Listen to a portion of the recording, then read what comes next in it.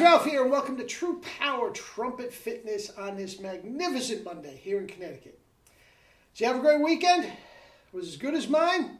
God, I hope so, because I had a great one. My wife was home from Arizona, and man, I swear to God, all I did was just look at her all weekend. Kind of freaked her out a little bit, but I had fun.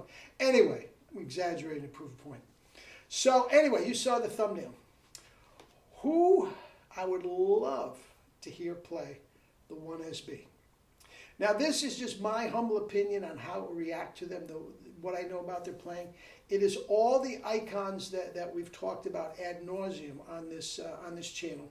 And I would just like to pontificate, just let my mind wander and see who I think would be successful. And I'd like your comments and criticisms down below too. All right? Anyway, I have played quite a bit, 2 hours. Let's see if I've got anything left in the tank, and we'll take it from there.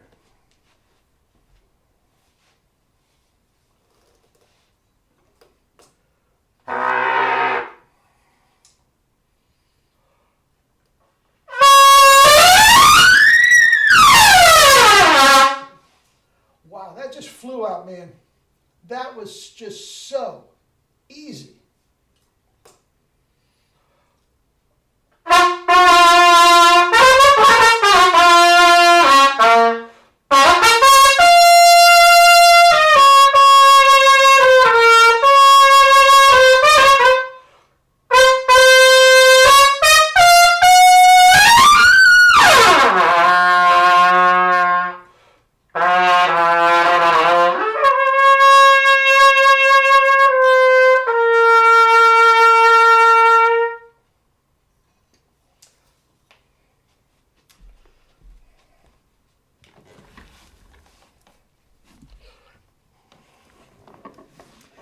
All right. Anyway, yeah, this is complete, just letting my mind wander. Okay, but again, I've been thinking of doing this for quite a while, and throw caution to the wind and see what we got. All right, so anyway, the three that I'm going to do right up the top: Harry James, Charlie Shaver, and Horst Fischer. All right, anybody who knows anything about the 1SC is already shaking their head. They got it. Okay, these three guys, the 1SB. Okay, I can get it in the mail today if you want. The 1SB was designed after their three mouthpieces. It was an amalgamation. It was a joint effort. You know, the cup was this, that. I'm not sure. I know the cup was Harry's, the double cup. I don't know the rim, you know, the shank, all that sort of stuff. But it is a combination of those three guys' mouthpieces. So they could just pick that up and go, feels a little different. Cool. I'll use it tonight. No problem. Okay? The next four guys, I'm going to tell you, would have no problem. Even though they've never played it before or a version of, they would have no problem. Number one, James Morrison. He doesn't overblow. His chops are perfect. His tongue is in the right place. He would pick it up, and I think he'd love it. I think he'd love it. I know he would get a spike in his performance, which, if you think about his performance, to get a spike in that performance, that's pretty scary. All right? The other one is John Faddis. I'm going to put an asterisk next to his. Now, everybody knows I've done lots of videos on him. And he's got a thing going with that space between his front teeth where he compresses the tongue through that space. If that might gum up the works a little bit with the 1SB, I don't think it would. But I'm going to put an asterisk right there that it might take a little bit of a adjustment period. Now, all these guys, you're going to hear what I'm going to say, they're all uber talented. And they can make the adjustment if they want to. And I know they get the spike. But that's, just keep it in mind. The next one, the third of this group, would have very, very little problem. Herseth. Now, he started off using very, very small Mount Vernon box because he was a lead player in the Army. Okay, after he banged his teeth up and everything, he went to a bigger to cover the dead spots and all that sort of stuff. But it was Mount Vernon box. He does not overblow at all, at all. Even though he gets an enormous tone, His chops are dead on perfect. Guys, he could do it easy. Because of the Bach, maybe he would have a little adjustment period, but I'm talking little. To bring it out on stage, a day, 2 days, no problem, okay? The fourth one's Liberati, okay?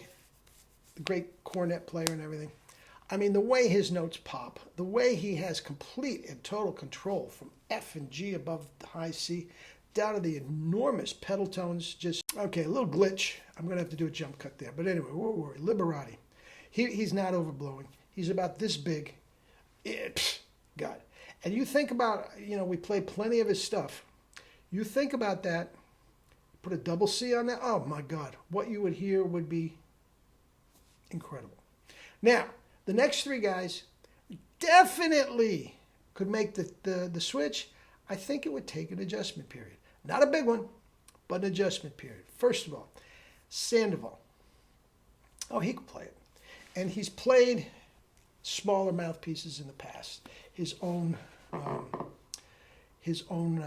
line and all this sort of stuff. But he just loves that Mount Vernon 3C, which is a small version. It is a small version. Vacchiano's always told me the 3C was the equivalent of a 3E. And if you put in the Mount Vernon, that's a small mouthpiece. Okay? But he does, because of that, I think he overblows a little bit much. Okay? I don't like he loves them. I don't like his pedal tones. They just sound like a foghorn, and it's spread all over the place. So for that reason, he may be a little more open than he would need for the 1SB. Could he make the adjustment? Absolutely. Absolutely. The next one, Doc, might take an adjustment only one reason. He talks about tightening his corners. Now, I've done I've done several videos on Doc, okay? And I think we all agreed that he's not tightening his corners nearly as much as he thinks he is. But I'm going to put in the adjustment period, okay, instead of the immediate period, just for that reason. Could he do it? And could he do extraordinary things? It would make set the bar so high. Okay? The next one, Mel, an adjustment period. Very much like Sandoval. In the fact, even more extreme than Sandoval, he spent his entire career, we're talking 50-year career, playing bathtub box. I mean, bored out 1Cs. I mean, just bathtub box, where he's playing D and E flat trumpets in the orchestra. Okay? The only thing about it is I have seen him go immediately to the jet tone and sound great. And never even had a glitch. Now, the jet tone it's not the same. He might have an adjustment period. But like Doc, maybe he'll be right into the group before. I don't know. But he would sound extraordinary on the 1SB, to the point where he could throw out his C, D, and E flat trumpets for the orchestra. He could play the whole orchestra repertoire on a B flat trumpet with just as much richness. He'd be great on it. Now, these guys, and please don't take the wrong way. Okay, they're wonderful players, but this would be an adjustment period for all of them. Okay, and I'm talking more than a couple days. Okay, number one, near and dear to me, Vacchiano. He would have a horrible time.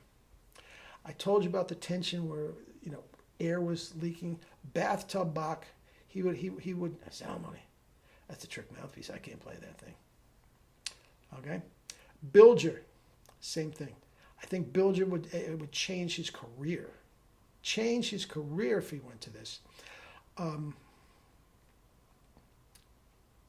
It would, with all the stretching he does and everything. Chris Martin, same thing. All that stretching that he does, it would take time. It would take an adjustment. Now I'm going to throw in one more.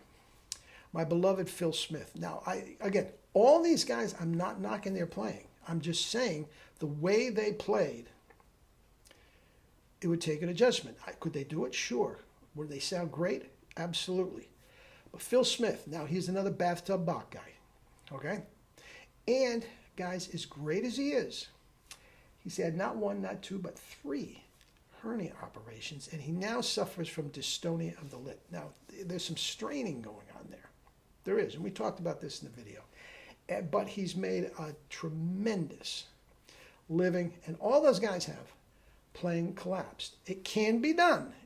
We talked about this. I'm not going to get into it, so I'm not knocking them.